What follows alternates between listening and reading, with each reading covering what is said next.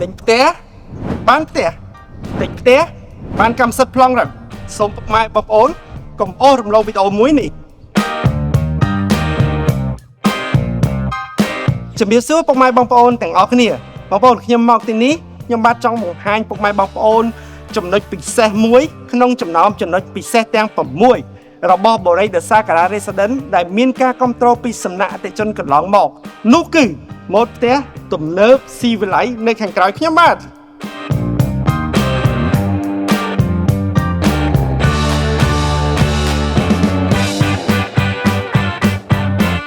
ម៉ូដផ្ទះមួយនេះបងប្អូនស្អាតគ្មានពីរនៅក្នុងក្រុងសៀមរាបដែលមាន3បន្ទប់គេង4បន្ទប់ទឹកមានចំណតឡានមានរបងព័ទ្ធជុំវិញមានបន្ទប់ទទួលភ្ញៀវធំទូលាយផ្ទះបាយស្អាតនៅសល់មុខ6ម៉ែត្រនៅសល់ក្រោយ3ម៉ែត្របងប្អូនអត់ទៀបអត់ទឿពេញរូបពេញរាងហើយបងប្អូនសម្រាប់ពុកម៉ែបងប្អូនដែលចាប់អារម្មណ៍ហើយកំពុងតែស្វែងរកផ្ទះនៅក្នុងក្រុងសៀមរាបសូមតាក់ទងមកឥឡូវនេះពួកយើងមានប្រូម៉ូសិនពិសេសលក្ខខណ្ឌពិសេសផ្ដល់ជូនក្នុងខែមីនានេះផ្ដល់ជូនលក្ខខណ្ឌពិសេសក្នុងខែមីនានេះសូមអរគុណសូមជម្រាបលា